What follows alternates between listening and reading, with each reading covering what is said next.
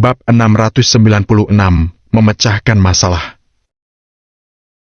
Lukas menggertakkan gigi dan terdiam saat melihat perjanjian itu. Dalam persaingan perusahaan, dia terbiasa telah melakukan banyak hal seperti bersaing untuk mendapatkan saham. Metode ini telah digunakan untuk mencaplok banyak usaha kecil di masa lalu. Dia juga mengerti bahwa lawan tak dikenal yang dia hadapi ingin menggunakan kesempatan ini untuk mengendalikan ekuitas perusahaan Eason. Ketika ide ini terlintas di benaknya, Lukas mendengus dingin. Mereka bisa merebut sahamku meski aku tidak mau menyerahkannya, pikirnya. Selama dia memiliki saham-saham itu, perusahaan Eason masih miliknya.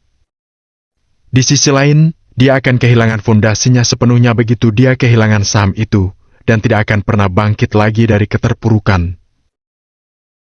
Tuan Eason, sebaiknya kamu membacanya dulu. Melihat Lukas tidak mengatakan apapun, Albert berbalik membelakangi orang-orang dan memberi isyarat pada Lukas dengan matanya. Hah? Lukas merasa agak linglung. Dia merasa Albert seperti sedang menyampaikan sesuatu dengan matanya. Mungkin perjanjian ini tidak seburuk yang kukira? Renungnya. Lukas mengambil perjanjian itu dan mulai membacanya dengan ragu. Kemudian, ekspresi terkejut muncul di wajahnya.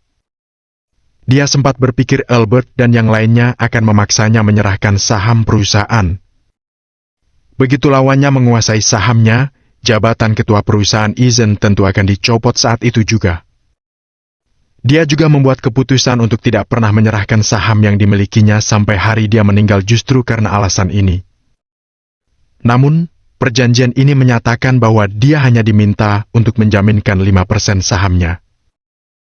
Dia dan Hawk sekarang memiliki total 60% saham di perusahaan Eason. Bahkan jika dia kehilangan 5%, mereka masih memiliki 55% saham yang tersisa dalam kepemilikan mereka. Itu berarti dia masih memegang kendali mutlak atas perusahaan Eason. Secara alami, 5% ini berdampak sangat kecil padanya. Dia mulai penasaran tentang metode yang digunakan Albert untuk membantu keluarga Eason. Jika tidak ada masalah, Tuan Eason, kamu bisa menandatanganinya dengan cepat. Ada begitu banyak orang yang menunggu. Albert terbatuk sebelum mendesaknya sekali lagi. Sangat bagus. Aku akan melakukannya. Setelah sesaat tampak bingung, Lukas membaca ulang perjanjian untuk memastikan bahwa tidak ada yang salah di dalamnya. Dia kemudian langsung menandatanganinya setelah itu. Terima kasih atas kerjasamanya, Tuan Eason. Bagaimanapun, kami sudah menyelesaikannya sesuai hukum komersial, kata Albert. Setelah itu, dia menoleh dan menatap sekumpulan wartawan dan berbagai personil media yang sejak tadi menyaksikan mereka. Sampai saat ini, Tuan Eason telah mengambil saham perusahaannya sebagai jaminan. Hadirin sekalian, serta para pemegang saham dan juga para wartawan, kami akan memberi waktu 2 hari kepada perusahaan Eason untuk menyiapkan dana. Jadi, dalam 2 hari ke depan, beberapa bank kami akan bersama-sama mengawasi perusahaan Eason. Kami juga akan berusaha sebaik mungkin untuk membuat keluarga Eason menangani permintaan kalian. Jika keluarga Eason gagal, kami kemudian akan mengambil alih tugas perusahaan Eason dan mengganti semua kerugian kalian. Albert segera berbalik dan berbicara ke kamera. Wah! Bunyi tepuk tangan tiba-tiba terdengar gemuruh dari kerumunan. Sekarang beberapa bank besar telah bertindak dan memperoleh kesepakatan. Jadi para pemegang saham pun merasa lega. Lukas benar-benar tidak bisa mengumpulkan uangnya saat ini. Menuntut pembayaran sekarang hanya akan sia-sia meskipun mereka berniat membunuhnya. Jadi mereka merasa lega begitu mendengar hal ini. Adegan yang baru saja terjadi membuat mereka mengangguk sebagai persetujuan. Saat kerumunan tampak bubar, Lukas juga menghela napas lega yang berat. Lukas tidak menyangka Albert dan yang lainnya akan menyelesaikan krisis ini. Ini membuat Lukas merasa sangat bingung. Dia penasaran dengan apa maksud Albert dan yang lainnya melakukan hal ini. Lucas juga bertanya-tanya apakah mereka mencoba mencelakai keluarga Eason atau sengaja membantu mereka. Lucas tidak bisa memahaminya. Di saat yang sama Theo juga merasa lebih bingung daripada Lucas. Melihat kerumunan segera bubar, Theo berdiri membeku di tempat. Jenderal, ke-1, ini. Theo menggaruk belakang kepalanya sembari menahan dirinya untuk mengatakan apa yang tadi hendak dia katakan. Kamu ingin bertanya kenapa aku tidak bertindak padahal aku jelas bisa membuat keluarga Eason jatuh dalam satu gerakan, bukan? Sean menatap Lucas yang berdiri di kejauhan dan bertanya samar. Iya. Theo terdiam beberapa saat sebelum mengangguk cepat. Dengan situasi yang barusan terjadi, Lucas tidak bisa menyelesaikan masalah yang terjadi tanpa mengorbankan dirinya. Di bawah penindasan gabungan dari dua kubu, dia pasti menjual semua aset perusahaan yang ada. Selama Sean memberikan tekanan, keluarga Eason akan bangkrut hari itu. Namun Sean malah melepaskan Lucas, dan langkah ini membuat Theo kebingungan. Jika mereka menuntut terlalu banyak saham, Lucas tidak akan menandatangani perjanjian sekalipun merenggut nyawanya. Itu sebabnya alangkah lebih tepat jika menggunakan pendekatan bertahap dalam menangani masalah ini. Kita belum saatnya melenyapkan semua keuntungan yang dimilikinya. Sean berbalik perlahan sambil dia berbicara dengan nada tenang. Dia sudah menebak dengan akurat isi pikiran Lucas. Orang yang disebutkan barusan pasti memahami kalau saham yang dimilikinya di perusahaan Eason adalah fondasinya. Jika Lucas ingin bangkit, dia hanya bisa mengandalkan aset perusahaan Eason. Namun, begitu dia menyerahkan sahamnya, itu sama saja dengan menghancurkan fondasinya yang memberinya keuntungan dan tidak mungkin baginya untuk bangkit. Itulah sebabnya mengapa dia begitu bersikeras untuk tidak menyerahkan saham dan kekuasaan mutlaknya di perusahaan apapun yang akan terjadi. Namun, dalam situasi barusan itu, dia tidak mungkin lolos tanpa menandatangani perjanjian, bukan? Jika dia tidak menandatangani perjanjian, bagaimana dia bisa menyelesaikan masalah ini? Theo berhenti sejenak sebelum memahami penjelasan Sean sebelum melanjut mengajukan pertanyaan lagi. Bab 697, masalah yang sulit ditangani. Jika Sean terpaksa, dia juga bisa menggunakan metode ekstrim. Di Draconia, ada hukum yang disebut perlindungan kebangkrutan. Begitu keluarga Eason mengajukan permohonan ini, tidak akan ada yang bisa kulakukan.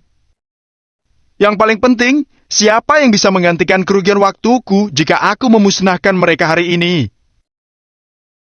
Sean menggelengkan kepalanya ringan dan bibirnya mencibir.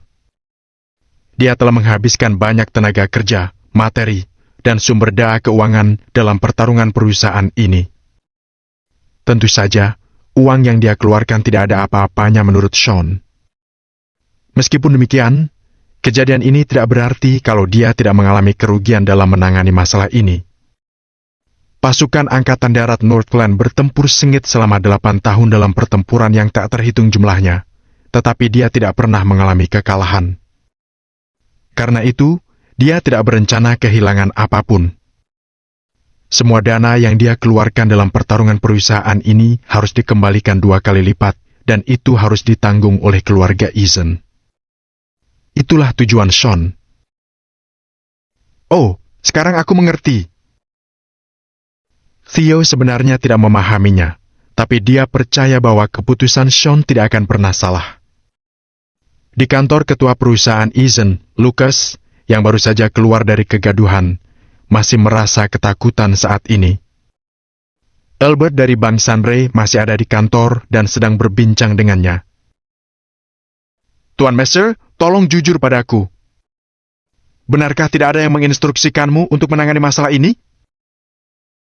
Lucas bertanya dengan hati-hati sembari memberikan sebuah amplop pada Albert. Kamu berpikir terlalu berlebihan, Tuan Eason? Benar-benar tidak ada orang di balik masalah ini. Kami baru saja mendengar bahwa saham perusahaan Eason mengalami penurunan, sehingga eksekutif senior industri kami tidak bisa membiarkannya. Hanya ini yang bisa kami lakukan untuk membantumu, Tuan Eason. Albert tidak menerima amplop yang ditawarkan Lukas. Sebaliknya, dia hanya melambaikan tangannya sebagai jawaban. Tuan Messer, bantuanmu kali ini luar biasa. Mulai sekarang, jika kamu membutuhkan sesuatu dariku, jangan sungkan untuk memberitahuku. Kamu harus menerima ini karena aku hanya ingin membalas budi kepadamu.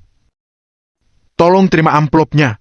Tuan Messer, jangan membuatku merasa bersalah seumur hidupku.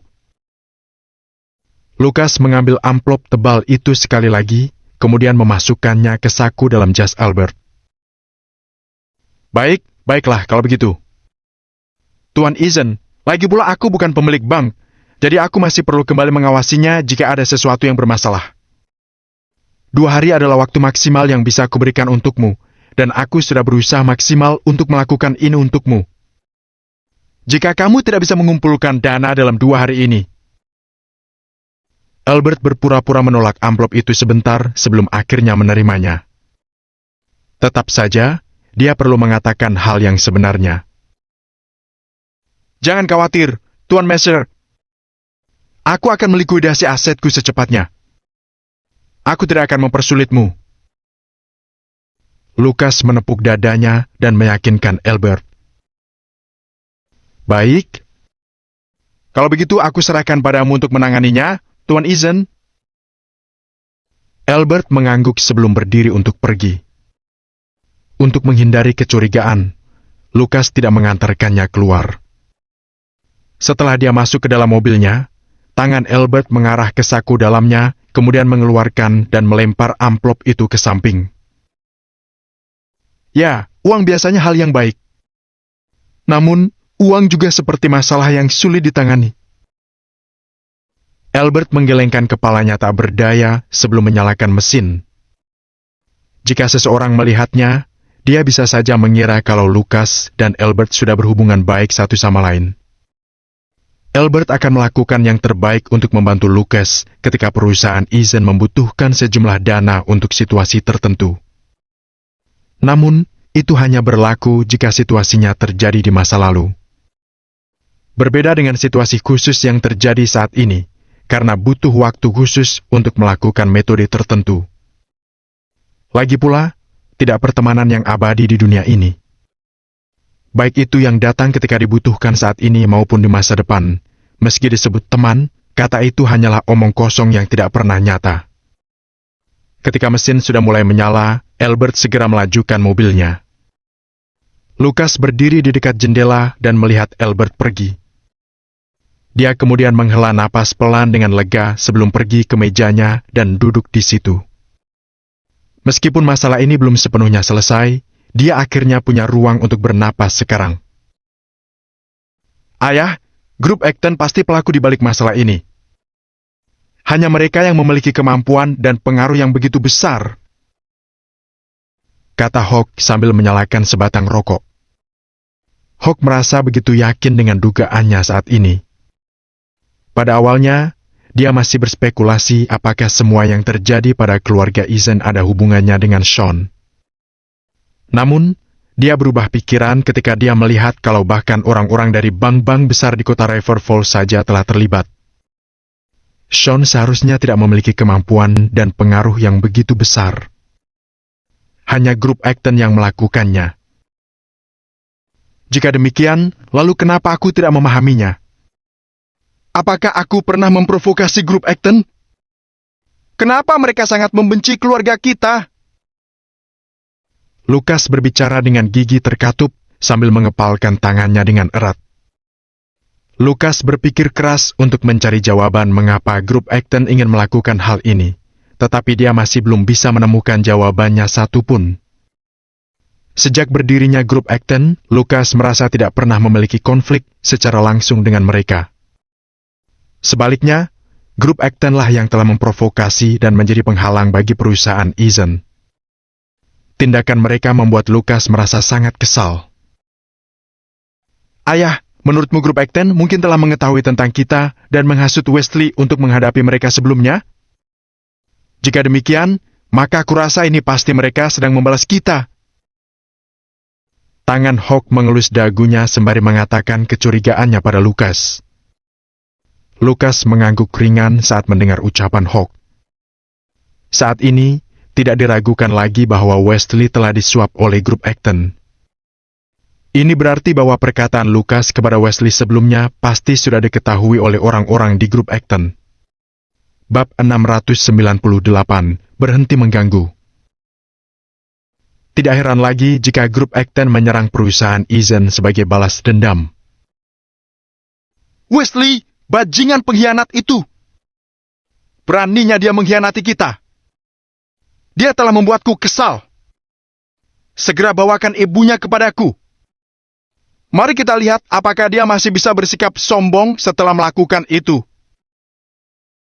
Hawk mendengus dingin saat mengatakan itu dengan mata yang licik. Namun, tepat saat dia selesai berbicara, dia melihat Lukas menampar Hawk. Plak! Suara tamparan terdengar dengan nyaring. Nyaris membuat Hawk terkapar dari sofa ke lantai. Bagaimana aku bisa memiliki anak sebodoh kamu? Terus apa yang ingin kamu lakukan? Menculik anggota keluarga pemimpin kota, tokoh penting kota Riverfall. Apakah kamu berkeinginan untuk mati? Kamu ingin menyebabkan keluarga Eason dimusnahkan? Lukas terlihat sangat marah. Dia tidak pernah menyadari betapa bodohnya Hawk. Dia tiba-tiba menyadari bahwa putranya tidak memiliki keahlian apapun selain wanita di otaknya. Aku hanya berbicara spontan. Hawk sadar kalau dia telah bersalah. Dia menjelaskan dirinya dengan lembut sambil mengusap wajahnya. Idemu sama sekali tidak berguna. Dasar setumpuk sampah. Apakah ada sesuatu di otakmu selain wanita? Biar ku beritahu. Jika keluarga Eason tidak berhasil mengatasi masalah ini, kamu akan mengalami jatuh miskin. Lukas berkata dan menunjuk Hawk dengan marah. Kemudian, dia berjalan mengitari mejanya dan menyalakan cerutu. Mulut Hawk bergumam, tapi dia tak berani berkata lebih banyak. Lukas menarik cerutunya dengan murung sambil memikirkan masalah saat ini. Saat ini, masalah mereka adalah pendanaan. Sederhananya, perusahaan Eason butuh mengumpulkan banyak uang. Begitu pengembangan tanah dimulai dan mereka memulai proses penjualan, keluarga Eason bisa memperoleh sejumlah besar dana dengan cepat. Namun, dalam masa kesenjangan ini, mereka masih membutuhkan sejumlah uang untuk bertahan. Selama mereka bisa mendapatkan cukup dana untuk menyelesaikan masalah ini, keluarga Eason bisa bangkit dari keterpurukan. Langkah terpenting yang harus dilakukan Lukas saat ini adalah mengumpulkan uang, walaupun dia tahu kalau mengumpulkan uang tidak sama sekali bisa menyelesaikan masalah. Itu karena kesulitan yang saat ini dihadapi oleh keluarga Eason semuanya disebabkan oleh grup Acton. Bahkan jika Lukas menyelesaikan kesulitan mereka saat ini, grup Acton akan terus menentang perusahaan Eason dari arah yang berbeda. Karena itu, setelah Lukas merenungkannya, dia akhirnya memutuskan kalau dia tidak punya pilihan selain mengalah. Aku akan menghubungi grup Acton. Kita tidak akan bisa bertahan seperti ini. Pada akhirnya, Lukas memutuskan untuk menerima kenyataan dan berkompromi. Ayah, kita akan terlihat malu jika melakukan hal itu. Hawk agak mengernyit karena menentang keputusan Lukas. Namun, kali ini Lukas tetap saja mengabaikan Hawk. Rasa malu lebih baik dibandingkan dengan kehilangan perusahaan Eason. Setelah bertanya dari banyak pihak, Lukas akhirnya mendapatkan nomor telepon Ben. Dia awalnya berpikir untuk mendatangi Ben sendiri, tetapi dia mengingat dengan status sosial Ben bahkan tidak akan memberi kesempatan pada Lukas untuk menemuinya. Satu-satunya metode yang tersisa adalah berkomunikasi melalui telepon. Panggilan terhubung. Lukas memperkenalkan dirinya dengan sangat sopan. Ben adalah seorang yang berjiwa kalem. Dia sama sekali tidak terkejut dengan panggilan Lukas. Semua yang terjadi sudah diprediksi Sean. Tuan Garner, bisakah kamu berhenti mengganggu kami? Lukas mengatupkan giginya dan sempat terdiam, tapi akhirnya menyampaikan permohonannya. Aku tidak tahu apa maksudmu tentang hal itu, Tuan Eason. Ben terdengar dingin saat berkata dengan tenang. Tuan Garner, aku mengerti bahwa apa yang telah dilakukan perusahaan Eason di masa lalu mungkin ada yang tidak pantas. Sebagai kompensasi kepadamu dan grup Acton, kamu bisa memerintahkan kami untuk melakukan apapun yang kamu inginkan.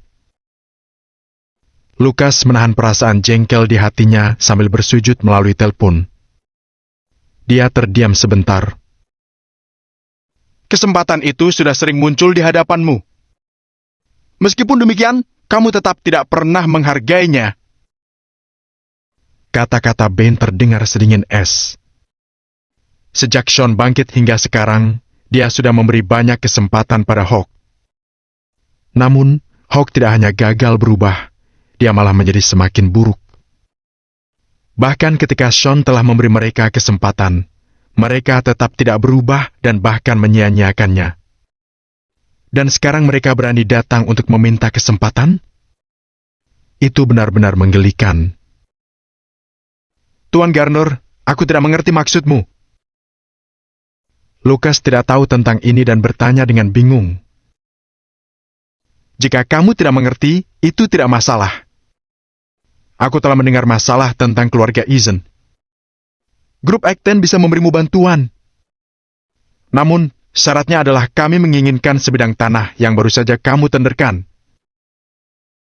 Ben berbicara dengan suara rendah sambil dia mengetuk mejanya dengan leluasa. Ketika Lukas mendengar ini, hatinya langsung terasa hancur. Dia berseru dalam hati. Ternyata grup Acton juga mengejar sebidang tanah ini. Namun, sebidang tanah ini adalah sumber kehidupan Lukas.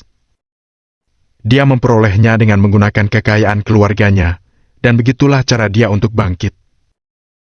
Jadi bagaimana dia bisa memberikannya begitu saja? Tuan Garner, lelucon ini sama sekali tidak lucu. Lukas agak mengatupkan giginya dan berhasil menyelipkan sedikit senyuman. Bahkan jika dia harus menyerahkan sebidang tanah ini ke bank atau menjualnya kepada orang lain, dia tidak akan pernah menjualnya pada grup Acton. Baiklah, Tuan Eason, kalau begitu lakukan yang terbaik. Setelah kamu memikirkan semuanya, hubungi aku lagi. Ben langsung menutup telepon setelah menyelesaikan perkataannya. Brak! Lukas membanting mejanya dengan kejam. Seluruh tubuhnya tampak gemetar. Bangsat! Ingin merebut tanahku, hah? Dasar mimpi! Meskipun tanah itu membusuk di tanganku, aku tidak akan pernah menyerahkannya kepadamu. Lukas menggertakkan giginya. Sambil memaki, dia mengambil buku alamat dari laci. Karena hasil diskusi dengan grup Acton gagal, langkah terbaik berikutnya yang bisa dia lakukan adalah mengumpulkan uang segera mungkin.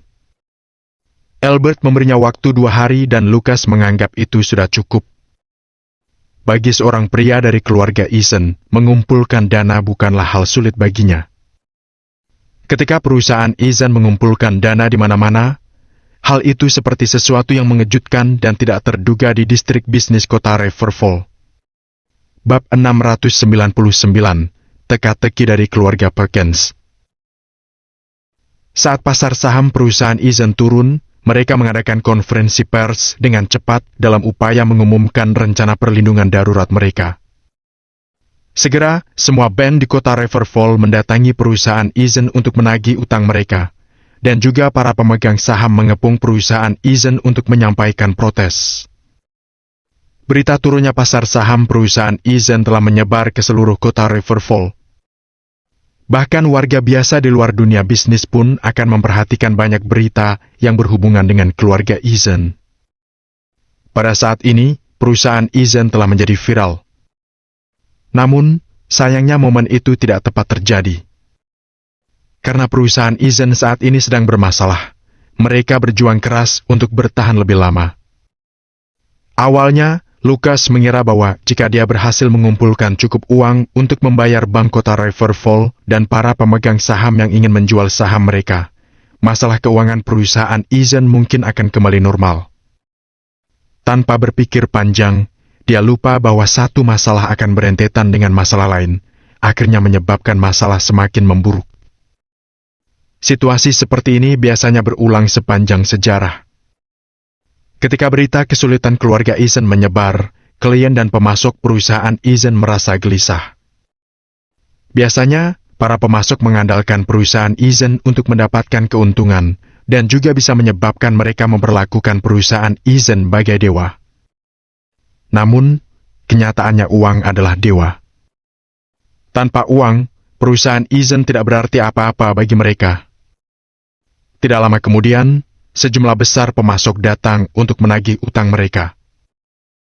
Setelah dana perusahaan Eason menurun, para pemasok merasa semakin gelisah dan menuntut pembayaran. Perusahaan Eason berjuang untuk berurusan dengan mereka, yang membuat mereka terlihat menyedihkan. Pada titik ini, perusahaan Eason hampir runtuh. Meskipun Lucas mencoba yang terbaik untuk mengatasi masalah ini, tetap saja tidak semua karyawan bersedia mendukungnya sampai akhir. Ada banyak pengunduran diri dalam waktu singkat, termasuk surat dari para eksekutif. Karena kehilangan banyak karyawan, keputusan dan pengelolaan perusahaan tidak dapat berjalan, yang semakin memperburuk kondisi perusahaan. Pukulan berat lainnya yang ditujukan pada perusahaan Eason adalah para pemegang saham diam-diam menjual saham mereka setelah menyadari bahwa mereka sedang mengalami kerugian. Meskipun perusahaan Eason kekurangan dana, para pemegang saham sama sekali tidak merasa bingung. Itu karena beberapa dari mereka bersedia membeli saham, selama para pemegang saham siap menjualnya. Oleh karena itu, tanpa sepengetahuan Lucas, banyak saham perusahaannya yang kini dikuasai oleh orang-orang luar. Lucas sibuk mengumpulkan uang dan mengatasi rumor dari publik. Dia belum punya waktu ataupun tenaga untuk memperhatikan situasi internal perusahaan.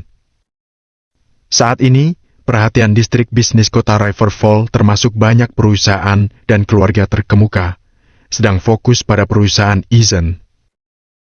Mereka masih bisa mengingat dengan sangat jelas proses keluarga Eason berkembang dengan kecepatan luar biasa selama beberapa tahun terakhir. Karena memiliki dana besar-besaran dan didukung oleh militer, keluarga Eason memegang kekuasaan besar saat itu. Mereka benar-benar memiliki kota Riverfall. Oleh karena itu, semua orang merasa bingung dengan masalah yang mereka alami. Publik, termasuk keluarga Perkins di kota Riverfall, tidak bisa tidak bertanya-tanya tentang masalah apa yang telah terjadi. Sementara itu, di rumah Nyonya Perkins, putra tertua keluarga Perkins, Kenneth, dan anggota keluarga yang penting berkumpul seketika. Setelah mendengar tentang kondisi keluarga Eason selama 2 hari terakhir, semua orang terlihat dengan ekspresi berbeda di wajah mereka karena mereka memiliki berbagai ide tentang situasi keluarga Eason. Sebagai anggota keluarga Perkins yang berpengaruh, mereka berpengalaman dalam hal-hal yang terjadi di dunia bisnis, dan mereka tahu bahwa masalah yang dihadapi perusahaan Eason bukanlah hal yang biasa. Mereka menduga bahwa ada seseorang yang mungkin menargetkan perusahaan Eason. Menurut kalian semua, siapa pelaku di balik masalah keluarga Eason? Bukankah keluarga Eason didukung oleh orang penting di militer? Bagaimana seseorang bisa berani menargetkan mereka? Mungkinkah keluarga Eason berselisih dengan orang penting itu? Grup Acton mungkin pelaku di balik semua ini. Bagaimanapun, hanya mereka yang memiliki motif dan kemampuan yang begitu besar.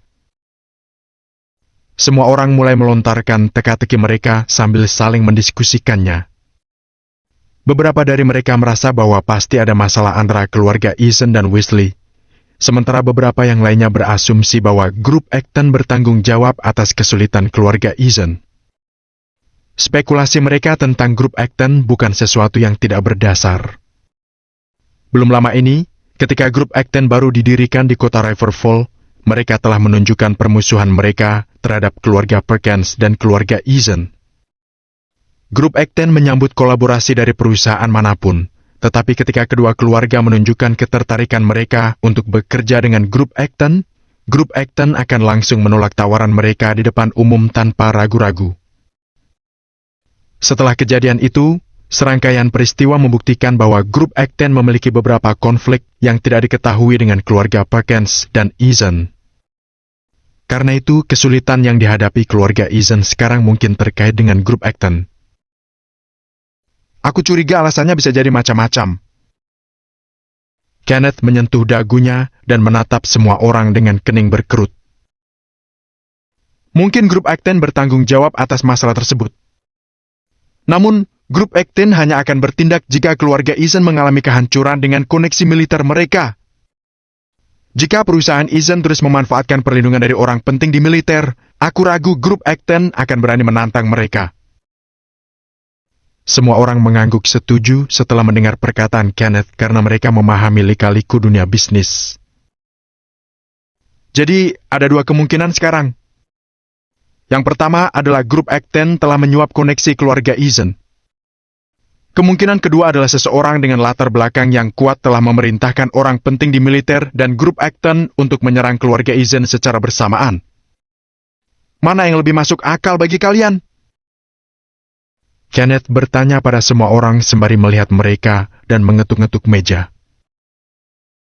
Kurasa skenario kedua lebih mungkin. Jawab seorang pria paruh baya setelah merenung beberapa saat. Bab 700 Orang Penting Misterius. Benar. Skenario kedua. Grup Acton dan keluarga Eason tidak memiliki konflik langsung. Jika Grup Acton mencoba melawan keluarga Eason, itu berarti orang yang mendukung Grup Acton memiliki dendam dengan keluarga Eason. Jika orang itu adalah pendiri perusahaan besar seperti Grup Acton, orang itu pasti memiliki identitas yang luar biasa. Mungkin perintahnya yang menyebabkan koneksi keluarga Eason di militer tidak bisa ikut campur dalam masalah ini. Seluruh keluarga Perkins semuanya mengungkapkan pendapatnya masing-masing.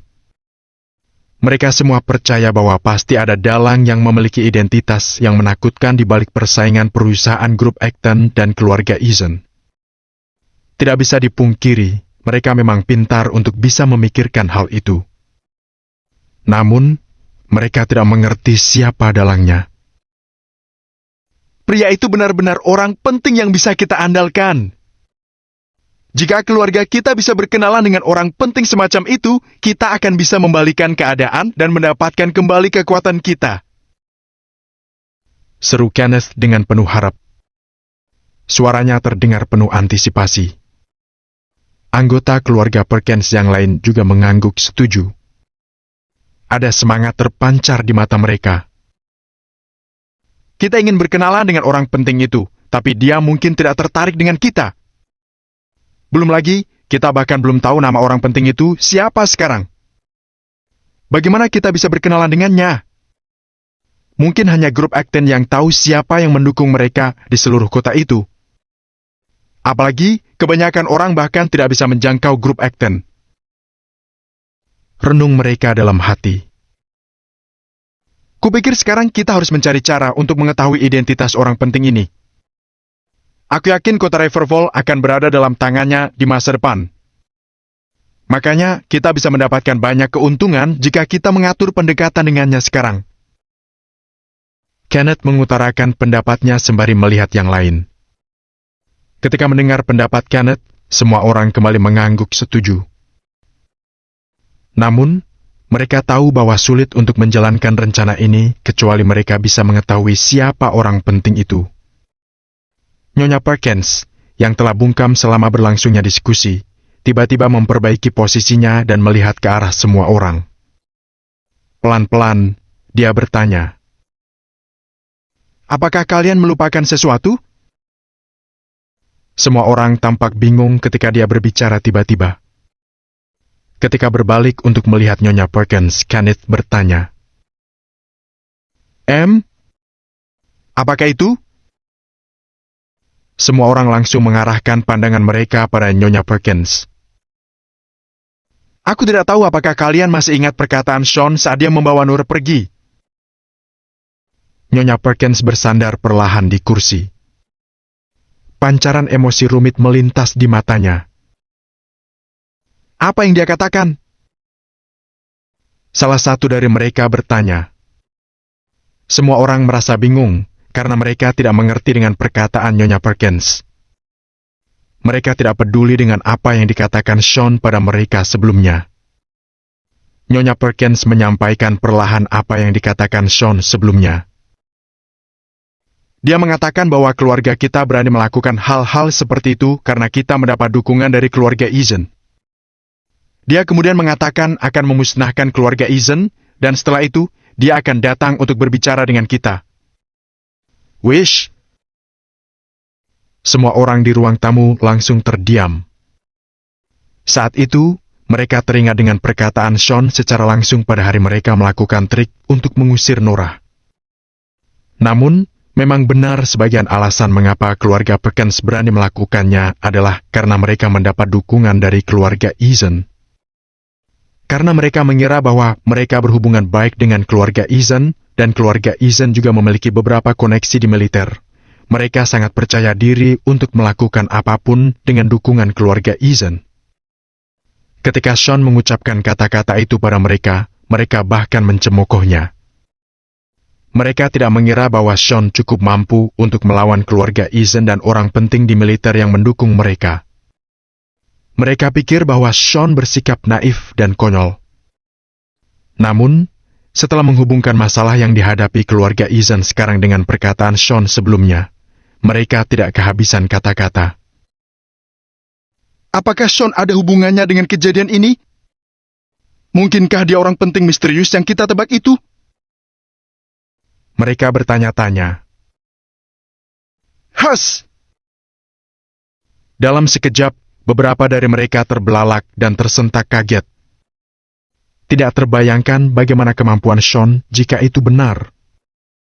Seorang pria paruh baya dari keluarga Perkins mengerutkan kening dan berkata sambil melambaikan tangannya. Tidak mungkin! Itu sama sekali tidak mungkin. Namun Kenneth, bahkan Yates dan Van yang duduk di samping Kenneth tidak langsung membantahnya. Dulu, setiap kali mereka membicarakan Sean, mereka akan menjadi orang pertama yang membantah. Bagi mereka, Sean hanyalah sampah tidak berguna yang tidak bisa berbuat apa-apa, apalagi mampu melakukan hal sebesar ini.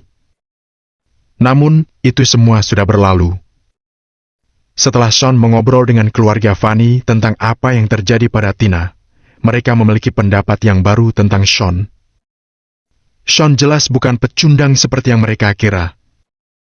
Dalam hal kekayaan, Sean bisa mengeluarkan jutaan uang tunai kapan saja dia inginkan.